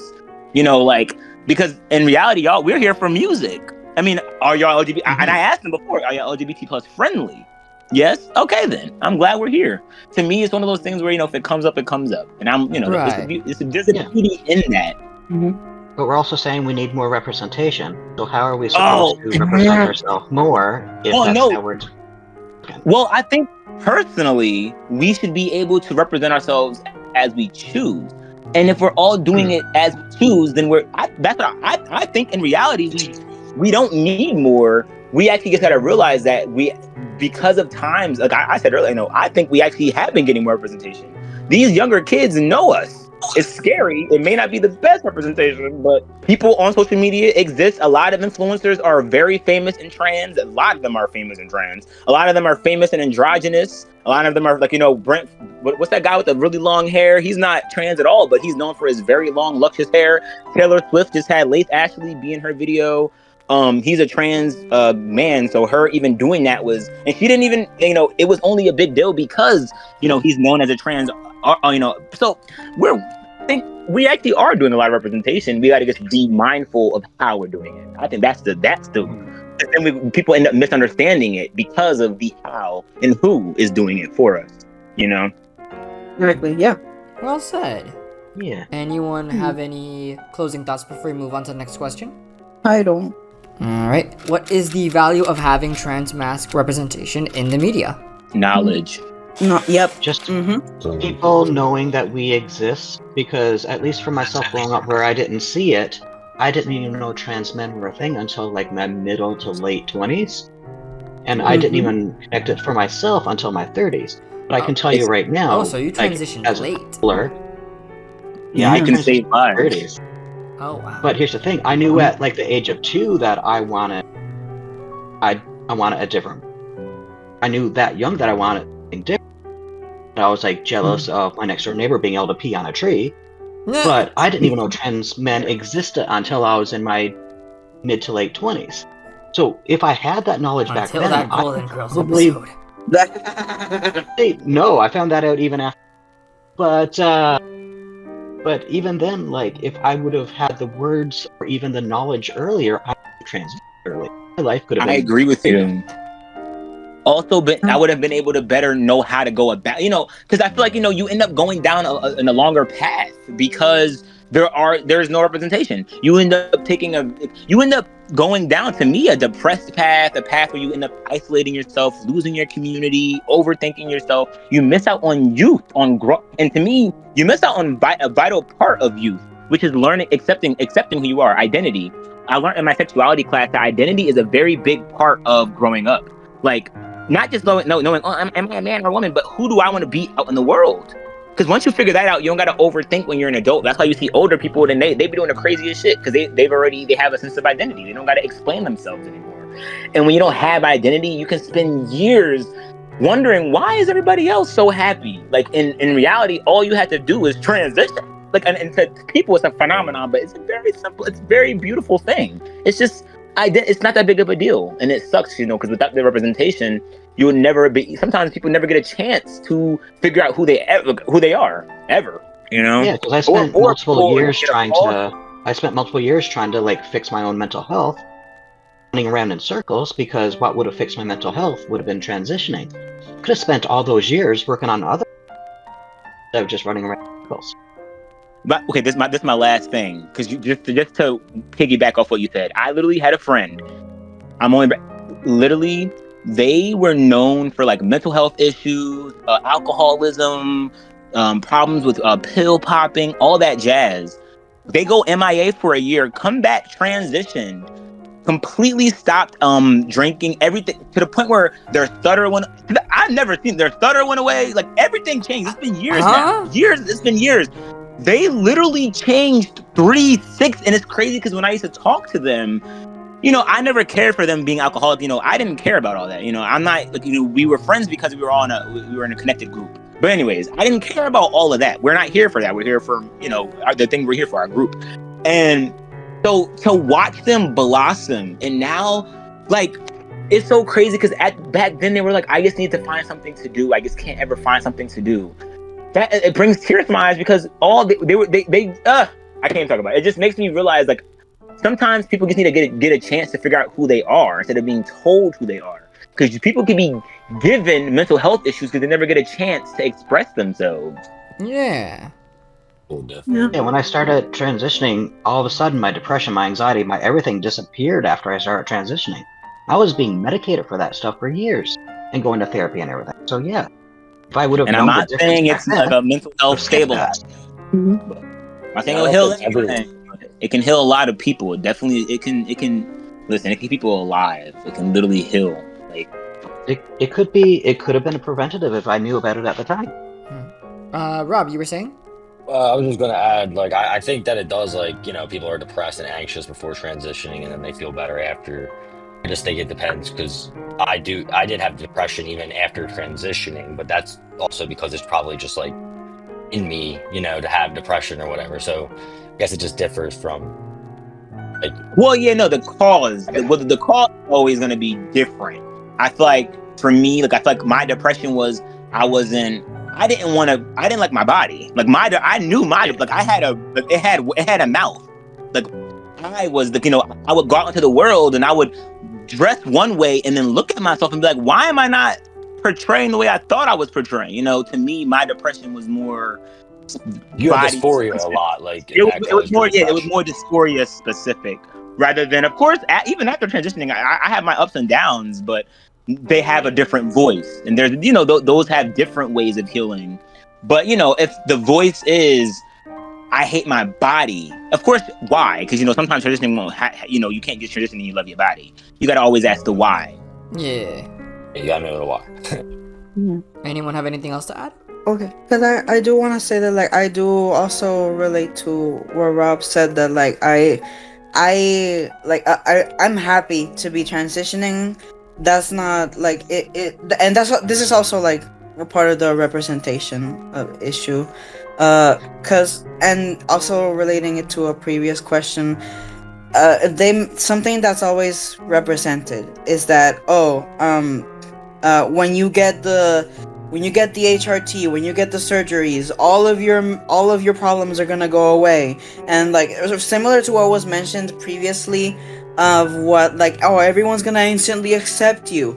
That not only is that wrong, but also like you still some people might genuinely be more dysphoria related, but it's not going to be all the case. And I'm not saying that that's what was being said like right now, but it is something that it is a misconception that a lot of people do have about transitioning. And I think that that is something that needs to be represented also, Right. because like right now I have my own mental health struggles that, like, you know, it's not going away because of HRT. Maybe they might go away when I get like the surgeries, but like it doesn't magically go away. It doesn't solve all your issues. And I think that's why we have a lot of people who detransition. Yeah, like, there's a lot of individuals that detransition because, and I agree with you, they go into this with depression, and they think this is the source. Because, you know, me, like, I had a crazy childhood, you know, outside of just being trans, and I knew that's why I waited. You know, I always felt LGBT plus, but I didn't really, you know, I knew, okay, I wanted to do it on my timeline, but I think a lot of times trans people don't want to do it on a timeline. They want to rush. They want to get to the end. They want to see it. They want to have all the results. They want to have a beard. They want to have and they rush to the end, and then they go, wait a minute, why am I still at an all-time low? And it's because in reality, life is going to keep going. Remember I said, you know, I think you had said earlier, I tell people, you don't see the after because we're still living every day. Like, every day is the after. Even when you start that, right when you shoot your body with anything, right when you decide to be LGBT plus, there's the next day. You know, life goes on. You got to get and find a way to live with now sometimes added stress. Now you got people misgendering you. Now you're almost adding to what already was there. And I always talk about, and then some people can't handle that load and they end up detransitioning, not because they're not trans, which is the crazy part. A lot of people think that detransitioners are people who thought they were trans, and no. These are people that thought transitioning was going to make their life easier. They're still trans, or they're still non-binary. They're still probably a lesbian or gay, but they just realized that they couldn't add this to it. This is just another, because life is just a bunch of add-ons. We literally are adding on our life. Life is a choice. Every moment is a choice. So I always tell people, choose why. Don't look at me and think, oh my God, he's so happy. Because I knew that this was going to help with my happiness. Y'all don't see my nights. Y'all don't listen to the lyrics of my music, obviously. Stop playing. But there's there's more outlets. You have to find yourself outside of transitioning. Because remember the me, this is just an avatar. Transitioning is just avatar glamoring. The me is what you really got to work on, Exactly, and that's also that is a value. That is another reason. Sorry, that was my dog shaking. No worries, you're good. That is another reason why representation is so important. Because that again, I keep bringing like this specific situation up, but like that is also something a point that was used against me, like when I came out to my family, like, oh, this isn't gonna fix your problems, you're still gonna be mentally ill or whatever. Like, yeah, I know, but like it's part of the situation. And you know what's crazy? Oh, sorry, I can continue saying. No, like it's a very complicated thing, and like of course, like it's not that it's expected that every single experience be represented. No, that's not realistic. That's not correct. It's not applicable to absolutely any topic ever. But it is important to have variety, which is what like Saltwater has said previously as well. Like, more variety is needed for more different types of experiences, because that variety allows people to look at the situation in different ways and then come to a educated conclusion, because the conclusions that are being reached right now are not correct. No, I'm just gonna say one word, Nick. People are tying it to mental illness. But continue. That's why to me, I'm hearing this problem is like, even as you're saying, people unfortunately are tying, oh, I'm trans, oh, he must be crazy. People are, because continue. It's just all that's tied to the mental illness. Mm-hmm. And even if I will say also that even if being trans or being queer was a mental illness, the homophobia or like forced detransition, conversion therapy is not the way to go about it. Like, well, no, but that's the thing. It's not even the thing about the. I know. Well, we know that, but what I'm saying is it's interesting because that's the problem. The misrepresentation is it's already represented as a mental illness. So right off the bat, when they see someone trans and then depression, everything is, even someone that's depressed, then they think being trans is the solution because it's also tied to mental illness and switching, and everything is so weirdly in that realm because no one ever really took the time to really learn about being trans in reality. So everything is tied into one big box. So no one ever worked on their depression because they think depression, oh, I switch, boom, everything's tied into that one big loop. But when it's really all actually separated. Mm-hmm. All right. I'm gonna move on to the next question, if that's all right with you guys. Yeah. Mm-hmm. Right. Who do you think, or what do you think, is the best representation for a transmasc in the media? Now, this could be a character, a celebrity, anyone or anything, as long as it relates to, trans people, transmasc specifically. That's a hard one, because even though we have so many not so great ones, there are quite a few good ones as well. All really depends on what you're looking for. Well, like who you are as a person. Like as a person. Well, Laith actually, I brought him up. He was just in Taylor Swift's music video. That, to me, him being trans wasn't the plot, but him being trans was what was. It shows us, oh my God, we can be in regular music videos and just be cis men in videos. Like, we can do that too. We can, or not even just because he's not the most macho man. Some people may think he is, but he's actually very in touch with both sides, and which is why I admire him as watching him as a celebrity. I think he does a really good job with representing trans people because like I said, he's done modeling, he's saying he's one of those like trans people that he's living his life as a regular person, as an influencer, who just so happens to be trans. I like which is cool. Okay, well said. Saltwater, you said that there were a lot of good options. Could you name a few off the top of your head? Well, like I was saying, it depends on what you're looking for personally, but just bouncing off of that last example there, like you could really go, even though it's really go in time. Again, I'm going to bring up Golden Girls, Bill Kessler. It wasn't thought point that he was even trans. The whole episode was literally him being a politician. There were rumors about him having certain scandals, but that related to LGBT at all. And it didn't come out till the very end that he was trans. But it did show that we could be politicians if we want. Can we be a source of scandal? We're always a source of scandal, but I mean, in the media nowadays anyway, we can be a source of scandal for other things as well, in the bad sense of the word. Like, it just showed him as a normal person, and then we are normal people. Okay. Like, we need to be shown as, maybe not as in so much in the drama aspect and all that jazz. So, like, any trans character who is basically shown as just a person first and trans later, I would say is good representation. I agree. Like even with Laith Ashley, I knew Laith Ashley was trans, but everyone else just like Taylor Swift. Yeah. Mm-hmm.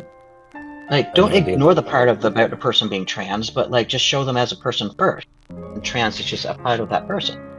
Exactly. Gay, broad. Because it normalizes us. It makes us just a regular. It just makes us normal. Like, oh, okay, Yeah. Anyways, next. Specific Transmasc characters, honestly, in mind. But I do, because most of the I have a difficult time consuming new media, cause neurodivergent reasons. But I do know that, like, just as a general, the first place that comes to mind that is pretty decent for not even just like trans representation, but also like queer representation too. Pretty decent is the video game Date Everything.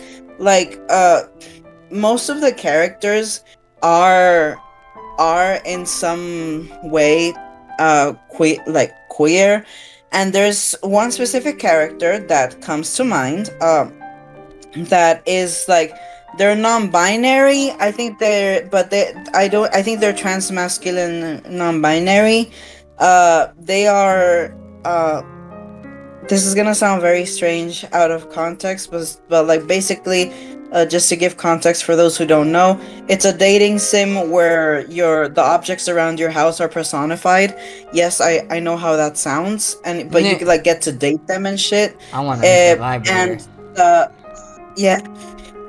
And the specific character that I'm referring to, like, I think they're like assigned female at birth, and are like they're more flamboyant, but like masculine, is the personalization of your toys. If you catch my drift. The vibrator is real? yeah. They're called Ben. And they're like, they have a mostly feminine design, but they also like have like a bit of a deeper voice.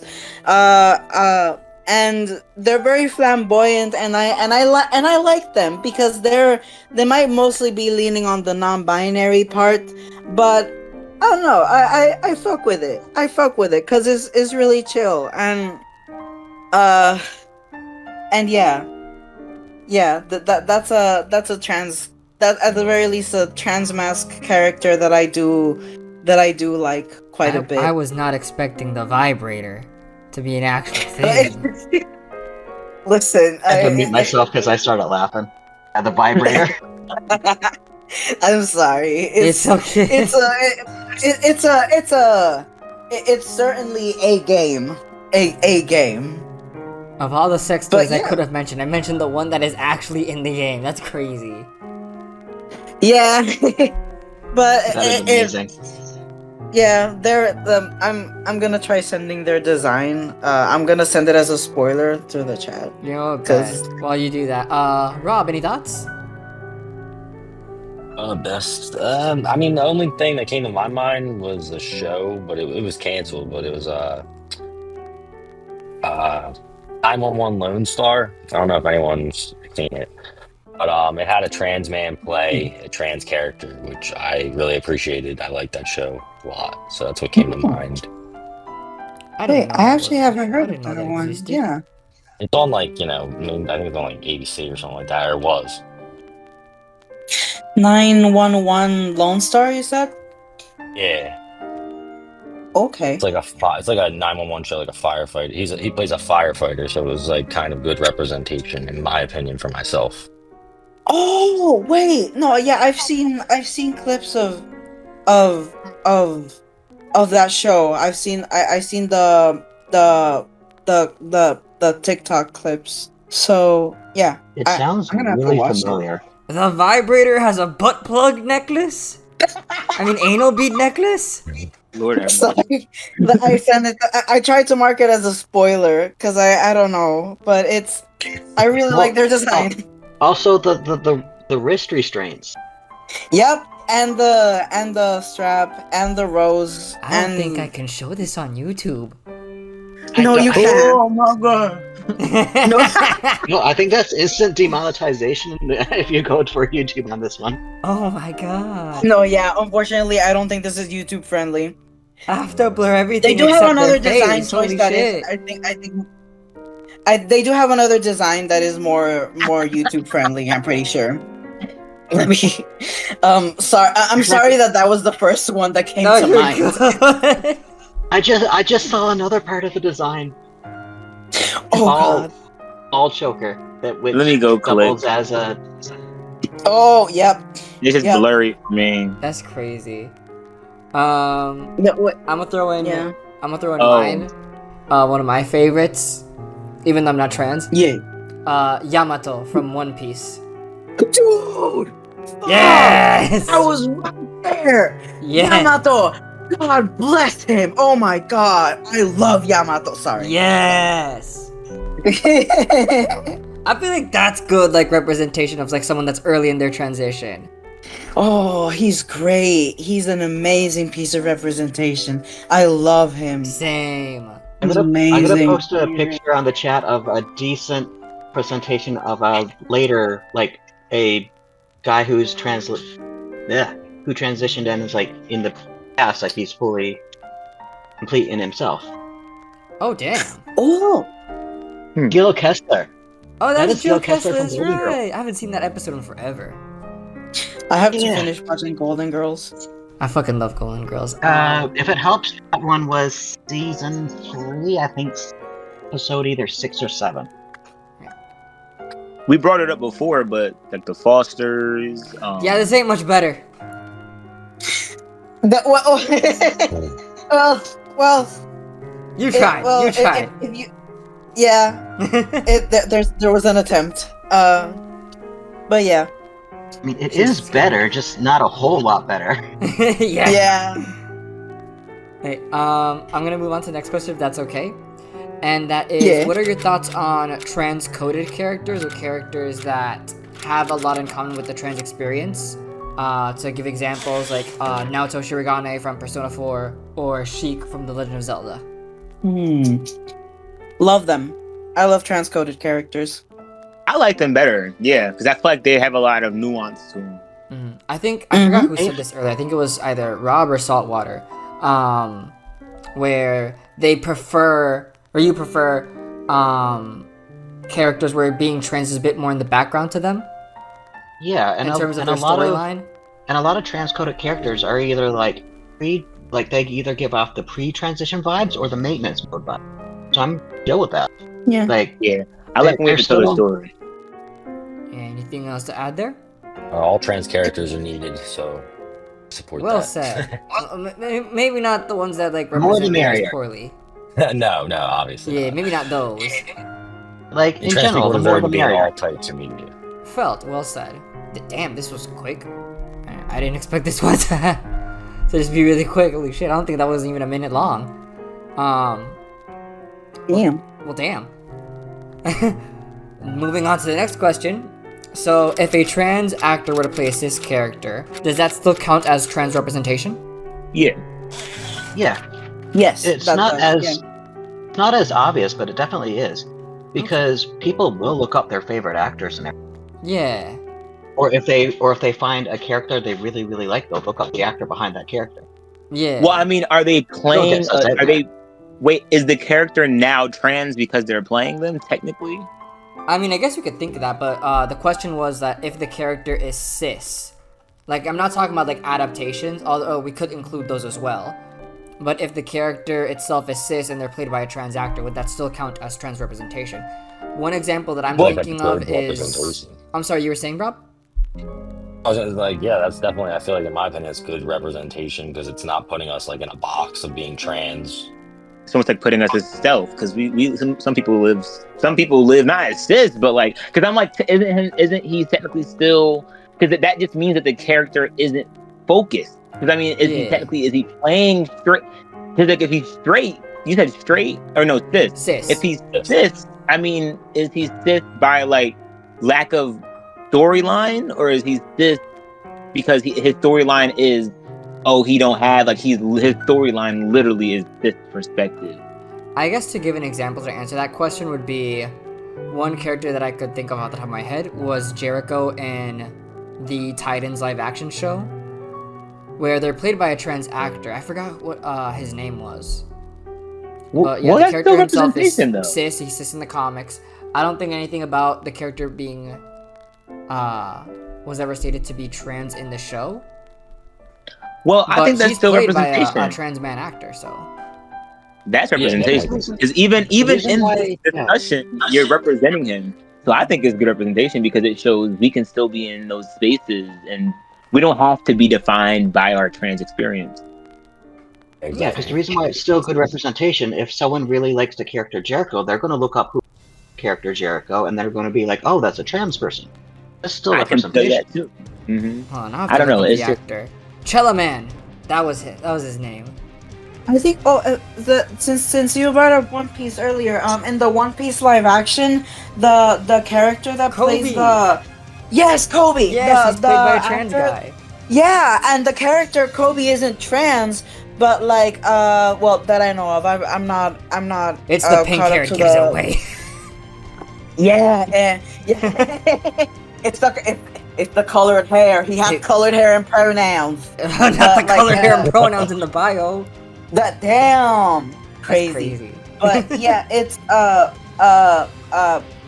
words. Words are hard, especially when you're boing dead. Yeah, they are.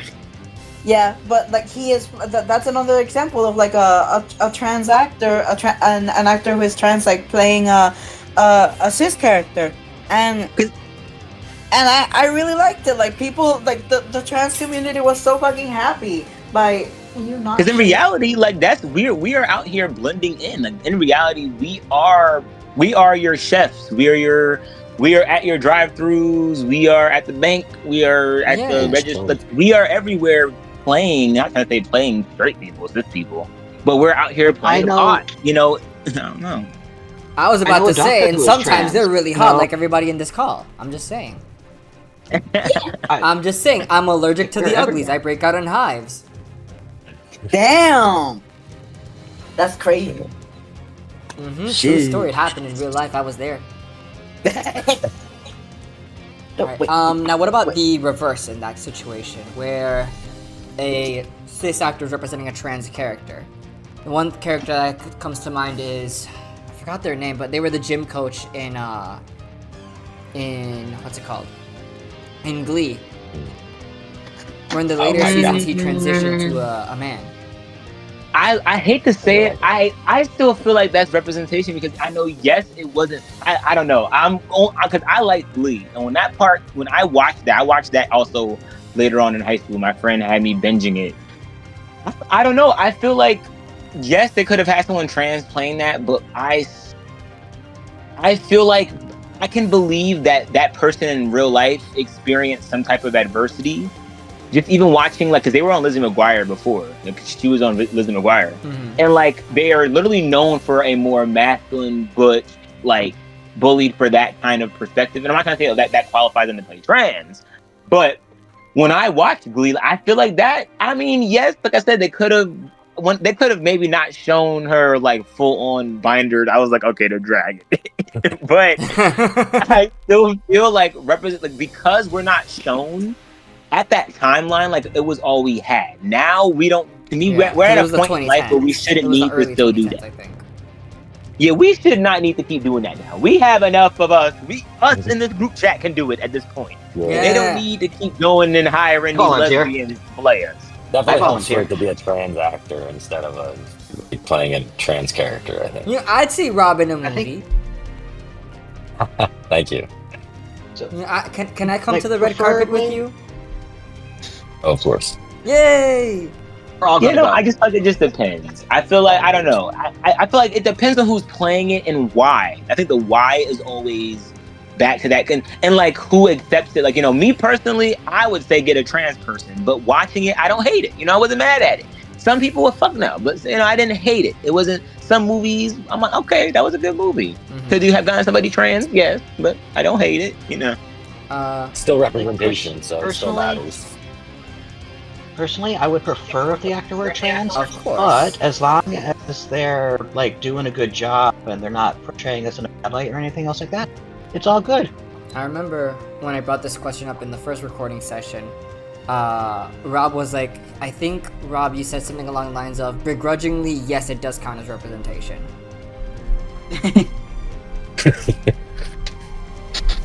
No, because, like, I would feel the same way if, like, me being bisexual, if you got a straight actor to play a bisexual character. Yeah, it just depends. It does depend. Like, I'd be a little annoyed. Like, it would count as representation, but you'd be like, eh. Like, it's better if the person playing the character in that demographic itself, like, across the board, doesn't matter, trans, gay, straight, doesn't matter. It's always preferable if the person who is that plays that.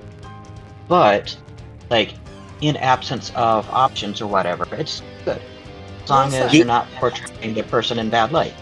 Well said. And I think that you're saying the problem. I think it's also the absence of options, because when it comes to trans people, it's like, I'm not gonna lie, we do morph quickly. And a lot of times in acting positions, they need somebody that can remain the same the whole year or two of filming. And they're like you think about Elliot Page, like, they, you know, he transitioned like on the last 2 seasons, so they had to rewrite the entire. I love the show, but I actually do feel, because I'm also a writer, so as a writer, I can go, okay, now I see, because you gotta realize you pay and you plan and you buy stuff in advance, and if someone's literally transitioning, you can't. It's almost like when that's why when they get when they have films and shows, and it's like they prefer a woman or someone that with woman presenting to be like the voice actor, because they need someone's voice who's not going to be shifting mid-season. Oh damn, now they're hitting puberty. Like, you know, like they try to get somebody that already has the voice. You know, so I almost understand why, but I also feel like we're at a point in the world where you can find somebody that's probably non-binary. Like, there was a show named The OA, and the character was non-binary. So, like, it was, to me, a perfect representation of early stage transitioning, but not needing to change so fast, not needing to get someone the character was literally LGBT plus in real life. So I loved it. When I looked them up, I was like, yes. It just really added to the show. It really did. Love that. Or there might actually be a good workaround I just thought of, and here kind of half volunteering my sister, even though she probably wouldn't do it. Get someone, if you need someone to transition quickly or stay the same for show, there's no saying that you can't use, say, maybe a cis or a non-binary actor in the beginning to show it a pre, and then show someone who is mostly complete with their transition as the after. And you could do special effects in between with the change. Like, I have a sister who, very, very similar to how I looked pre-transition. There's no reason she wouldn't be able to play the beginning of the show and me play the end of the show. Well, that's happened in Orange is the New Black. They actually did that, where they're the character that plays in Orange is the New Black, where she's trans in real life. She's like a woman in the film, but she gets her twin brother to play the before. Like he literally acts for her. So like people always wonder, oh my God, how did you look so before?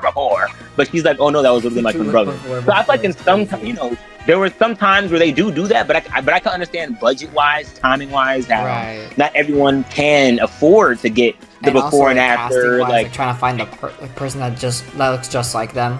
And a lot of these films, when you see the representation, it is like these low-quality indie films. They usually don't be on the market because a lot of times they don't want us on mainstream. They want us hidden. They don't want the representation. So you don't see us on the big movies, on the big screen. Unfortunately, we need more. Just thinking, my older sister looks closer to me and would probably make the role believable, but she would not do it. My younger sister would do it, but she does not look at all like.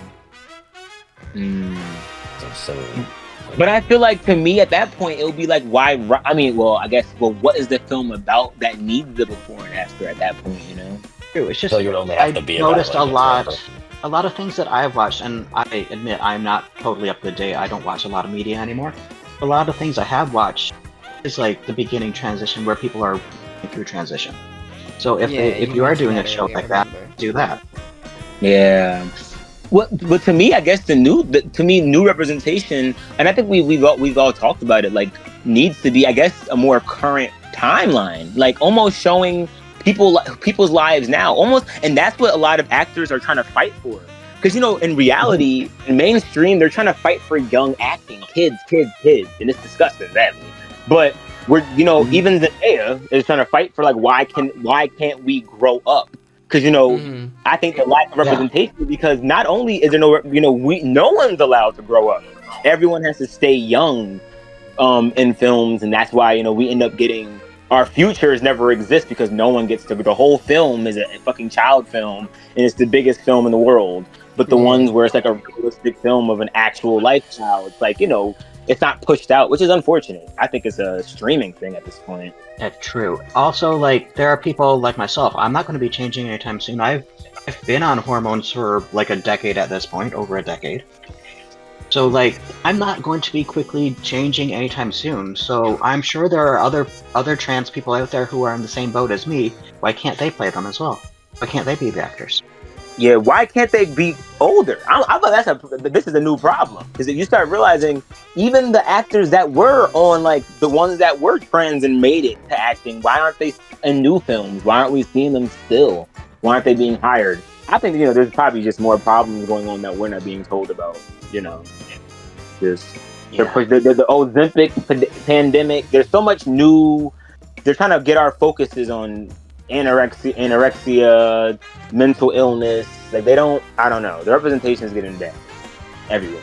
Yeah, mental health is definitely a lot more common of a plot point, or an allegory rather, in stories nowadays. Yeah. And even that needs work, because it's only they only accept mental illness. Mental illness representation is only that quote unquote valid if it's like, oh, this poor person is locking themselves in their room and they're depressed and they're wearing a black hoodie and they're just like laying down, but like their hair is completely fine. Not you shit talking K-pop demon hunters. No, but it's true. Yeah. You know what? I will shit talk K-pop demon. Oh my god! Because I don't know what that is. No. I won't, because I love that movie, but I also just like it's just personal gripes with K-pop, because like inside me there are two demons. One is wow, I love Golden, and the other is oh, this is just black culture appropriation 2.0. No, I'm not gonna lie to you. You got so active about that. You said it echoing through fucking Rob's mic. No. Not it. I'm sorry. What? K-pop was not what I expected it to be. I've not watched it yet. Maybe I should. I liked it. I think it's a little overhyped. I'm gonna move on to the next question real quick, if that's okay with you guys. Oh yeah. We do. All right. So, has the representation of the Transmasc community improved in the media over the past 10 years? And if it hasn't, how can it be improved? Definitely. I think because of things like TikTok and YouTube and people being able to show more individual experiences, we are getting better represented. Even though there's a lot of fucked up shit going on and a lot of, but I think because of the fight, there are a lot of people being able to get the hormone that they need. People being able to have GoFundMe and finding communities to help them. Like, there's a lot more conversations happening than before, and it's beautiful. Well said. Mine's gonna be on a slightly longer time scale because I can't keep track of time or years worth of damn. But like from just the life I've lived watching things progress, it has gotten, because we have more representation than we did when, say, I was a kid, a teenager, or even in my 20s. We have a little bit more quality in there as well. Just in general. It has gotten a bit better. Could be a lot more. I think we need more. A lot more.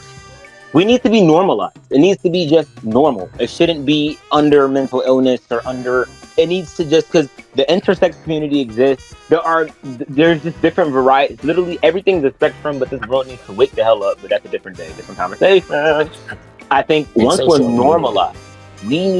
normalized, everything will just represent. We need so much more. The fact that So, for example, my insurance, because I was assigned female at birth, if I were to get some type of, cervical cancer, I can't get treated because men don't get cervical cancer. So changing my everything is, a risk, and that's not normal. And, we need to be normalized to very deeper degrees. And it's crazy, but having better media representation wakes these doctors up. Everything gets woken up with everything. Everything is all, connected. I got the opposite problem right now. So I don't have the parts down there, my parts changed. I went through the surgeries. Getting letters from my provincial health board telling me I need to go get a pap. Anything to smear. Lord have mercy. Wow. There ain't no pap to smear, bro. Not anymore. I completely swapped out what's between my legs, just nothing to do. And it's year after year after year, and I'm updated everywhere, and they're still doing this. There's not a piece of paper that says that I'm female anymore. And yet they're still sending me these reminders. That's crazy. Meanwhile, they're over there asking me about doing a ball. What's that ball exam you gotta call? Oh my, good luck finding it. That's kind of crazy. I haven't changed anything legally yet because I'm still a baby trans, so it's I still go by my dead name in a lot of the doctors, but I do think wait, I completely forgot what we were talking about as I was talking about this. I'm really sorry. What were we talking? Let me read the question again. I'm sorry. This happens to me. I also think we went on a tangent because it's okay. Yeah, we went on a bit of a tangent. Okay. I don't mind tangents really, because I feel like tangents tend to bring up things that are not commonly brought up when these questions are asked, and as such, I feel like it definitely adds to the representation aspect of it all. So I don't really mind tangents. Okay. I read the question again. So I do think again, I have a difficult time engaging with media, but I do think that it has gotten better. To act as if we are the same way as we used to be, is I also think it is incorrect. Are we getting more pushback? Yes. At least specifically here in the West. But is it we? Hello. Is he formulating a thought, or did he get cut off? It was a good fade. Sorry. The thought that the thing. Do you ever have a dream where you would? Now he was finding it. Listen, we gonna wait for it. Listen. He's cooking. The stove is turning on. The stove is turning on. The slow cooker. The top part of the slow cooker is just banging up and down a little bit. The water's about to boil. I can almost put the eggs. Okay. Okay. What I was gonna say es que what I like about this generation is that even if there is starting to be pushback, we kind of just don't really care. Like, it's just like, oh shit, like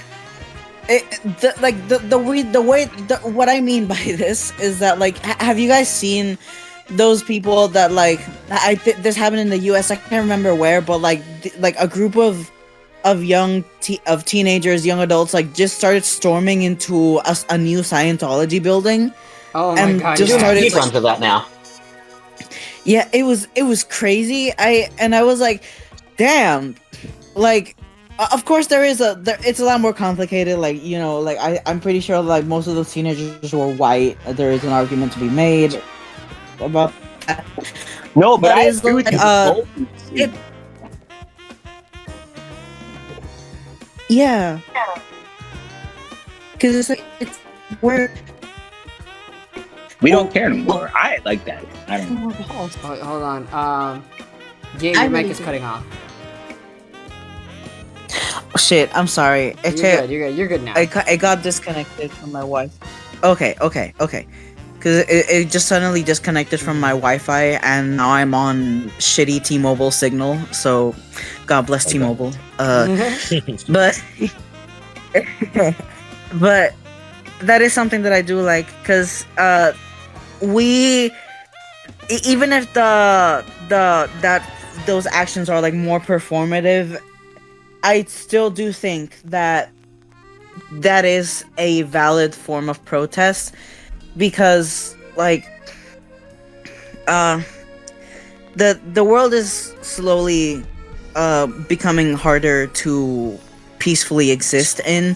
So, like, and like, you know, I know that there's a lot of people who, like, critique our generation of just being like, oh well, you guys don't really like Gen Z don't really, y'all so dramatic, y'all so sensitive, y'all so whatever, and it's just like, well, yeah, but we have an entire document that proves that the people from all around the world, powerful leaders from all around the world, we're going to this going to this fuck ass billionaire's island, doing God knows what with children that he trafficked. So it's like, this isn't like something that we just kind of, people in power from all across the globe, not even just like the US. We have proof of them of what they can do, and the levels of influence that they have. Mm-hmm. Why do I bring this up? Because these specific types of protests are they're within legal bounds to some extent, because, well, we know what these people are capable of. What do we do then? Because we know that if we do something crazy, they're gonna have us arrested. We might as well just do something stupid, you know? And that's why I and the reason I bring this up is in relation to what I said about our generation just not really caring, because how it relates to Transmasc representation in media is that people will just do it anyways, and like they're gonna find loopholes and ways to represent it or like showcase it. Exactly. And media it's itself gonna get better is or worse. Exactly. And media itself is literally the fact that we all have like this right now where, before social media was only accessible to certain kind of people, but now we all understand that we can all post our perspective, Mm-hmm. Despite what people are saying, we can protest regardless. Yeah, exactly. Yeah.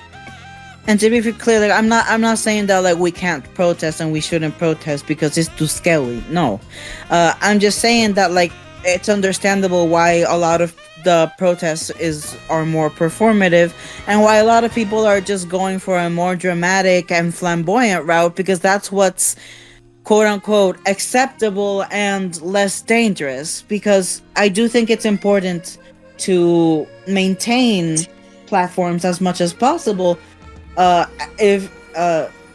Hopefully what I'm getting, what I want to say is getting across. No, but even what you're saying, it's interesting because think about it. The only reason why trans women have this much representation is because back then they were being dramatic. The protests were big.